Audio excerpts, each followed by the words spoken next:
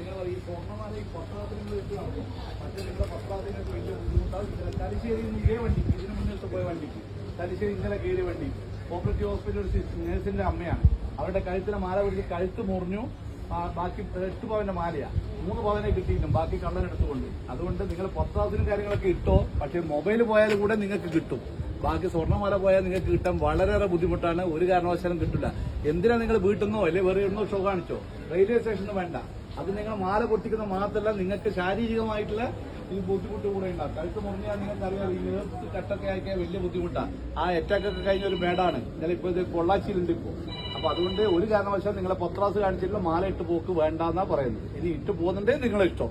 വന്ന് പരാതി കൊടുത്തേ നമുക്കൊന്നും ആക്ഷൻ എടുക്കാൻ പറ്റില്ല. ഈ നിങ്ങൾക്ക് യാത്രയിൽ ഉപകരിക്കേണ്ട പല കാര്യങ്ങളും റെയിൽവേ ചെയ്തിട്ടുണ്ട്. നിങ്ങൾക്ക് എന്തെങ്കിലും ഒരു ആവശ്യം ഉണ്ടെങ്കിൽ തന്നെ ഇമ്മീഡിയറ്റ് 139 എന്ന് പറഞ്ഞ ടോൾ ഫ്രീ നമ്പർ ഉണ്ട്. കേൾക്കുന്നില്ല ലേഡീസ്?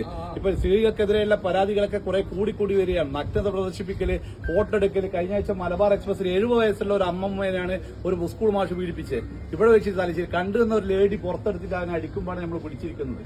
അപ്പോ അതുകൊണ്ട് പ്രത്യേകം പറയുന്നത്, ഇങ്ങനെ എന്തെങ്കിലും ഒരു സംഭവം ഉണ്ടെങ്കിൽ നിങ്ങൾ വിളിക്കേണ്ട നമ്പറാണ്. ലേഡീസ് പ്രത്യേകം ശ്രദ്ധിക്കുക.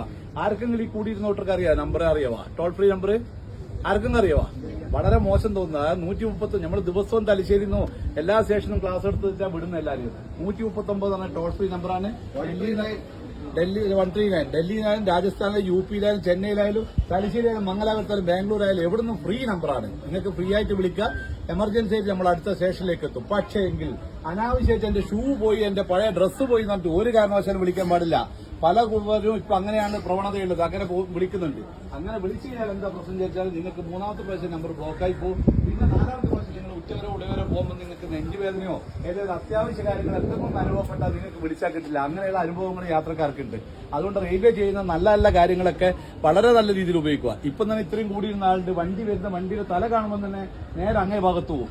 നമുക്കൊരു പേപ്പറും 10 മിനിറ്റ് പോകും. നിങ്ങൾ മനസ്സിലാക്കിക്കോ. അതായത് നമുക്കൊരു പേപ്പറും 10 മിനിറ്റ് ഈ പോസ്റ്റ് പട്ടത്തിന്റെ കാര്യങ്ങളൊക്കെ എഴുതലും അത് ബോഡി വീട്ടിൽ കൊണ്ടൊക്കെ ഇല്ലു. വീട്ടിലും കൂടി നമ്മൾ കൊണ്ടുപോയില്ല. അതിലും ബാക്കി ഹോസ്പിറ്റൽ അധികം കൊണ്ടുപോകും. അതുകൊണ്ട് അങ്ങനെയുള്ള മരണം നിങ്ങളെ മക്കളെയും നിങ്ങൾ ക്ഷണിച്ചു വരുത്തണ്ട. തിരിച്ചറിയാൻ പറ്റാത്ത ആർക്കും കാണുന്നുണ്ടെങ്കിൽ ഞാൻ മൊബൈലിൽ കാണിച്ചു തരാം. വളരെ വളരെ ദയനീയമായ സംഭവങ്ങളാണ് ഈ അടുത്ത കാലത്ത് നടന്നുകൊണ്ടിരിക്കുന്നത്. നിങ്ങൾക്ക് ഒറ്റയ്ക്ക് ലേഡീസിനെ യാത്രയാക്കാൻ പലരും പറയും റെയിൽവേയിൽ മക്കളെ ഒറ്റയ്ക്ക് യാത്രയാക്കാൻ പറ്റൂല, അല്ലെങ്കിൽ പേടിയെ. ഇപ്പൊ ഒരു പേടിക്കേണ്ട ഒരു ആവശ്യമില്ല.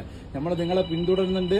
പിന്നെ നമ്മുടെ ഉദാഹരണത്തിൽ ഇപ്പൊ മംഗലാപുരം എന്ന് പറഞ്ഞാൽ തിരുവനന്തപുരം വരെ വരുന്ന ഒരു യാത്രക്കാരി ഒരാളാണെങ്കിൽ, സിംഗിൾ ലേഡി ആണെങ്കിൽ RPF വനിതാ കോൺസ്റ്റബിൾ എല്ലാ സ്റ്റേഷനിലും പോയിട്ട് മേരി സഹേലി എന്ന് പറഞ്ഞ ഒരു പരിപാടിയുണ്ട്.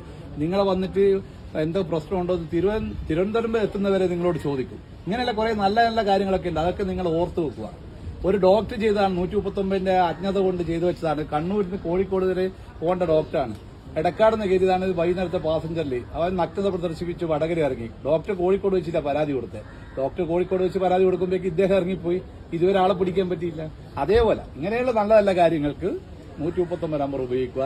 രണ്ടാമത്തെ കാര്യം, നിങ്ങളുടെ മക്കൾ പറയും അച്ഛനും അമ്മേനെടുക്കും ഗേൾ ഫ്രണ്ടോടും ബോയ് ഫ്രണ്ടോടും സംസാരിക്കാൻ നെറ്റ് കിട്ടുന്നില്ല. ബോയ് ഫ്രണ്ടോട് സംസാരിക്കേണ്ടിയിട്ടാണ്. അത്ര അത്യാവശ്യമൊന്നുമില്ല. നിങ്ങൾ വിടണ്ട, നിങ്ങളെ വീട്ടിൽ തന്നെ ഇരുത്തിക്കൂ. അങ്ങനെയുള്ള മരണങ്ങളും നടന്നിട്ടുണ്ട്. നമ്മളെ അനുഭവ സമ്പത്ത് കൊണ്ട് പറയാണ്, നിങ്ങളുടെ മക്കളെയും നിങ്ങളുടെ കുടുംബം ഞമ്മക്കും കൂടെ വളരെ വേണ്ടപ്പെട്ടതാണ്. ഭദ്രമായ സുരക്ഷിതമായ ഒരു യാത്ര നമ്മൾ കൂടി വാഗ്ദാനം ചെയ്യുന്ന അതിന്റെ പേരിലാണ് ഞാൻ നിങ്ങൾക്ക് ഈ ക്ലാസ് എടുത്ത് തരുന്നത്. നമ്പർ ഏതാ ഓർമ്മയുണ്ടോ? ലേഡീസ് പറ, ഏതാ നമ്പർ? അത് നിങ്ങൾ മാത്രമല്ല, നിങ്ങളെ പരിചയക്കാരോടൊക്കെ പറയണം. ഇപ്പൊ ട്രെയിൻ യാത്ര ഏറ്റവും സുഖമാണ്. കോഴിക്കോട് നിന്ന് വണ്ടി കണ്ണൂരൊക്കെ എത്താൻ വെറും 50 മിനിറ്റ് വേണ്ടു. കഴിഞ്ഞ ആഴ്ച കണ്ടില്ല നിങ്ങൾ ഫേസ്ബുക്കിലൊക്കെ കാണുന്നില്ല, 50 മിനിറ്റ് വേണ്ടു. നിങ്ങൾ ബസ്സിലാണെങ്കിൽ 5 മണിക്കൂർ യാത്രയാണ്. അതുകൊണ്ട് തന്നെ യാത്രക്കാർ കൂടി വരികയാണ്. നിങ്ങളിത് വേണ്ട രീതിയിൽ ഉപയോഗിക്കുക. നമ്മളും നിങ്ങളെ കൂടെ ഉണ്ടാവും. ഓക്കെ. Thank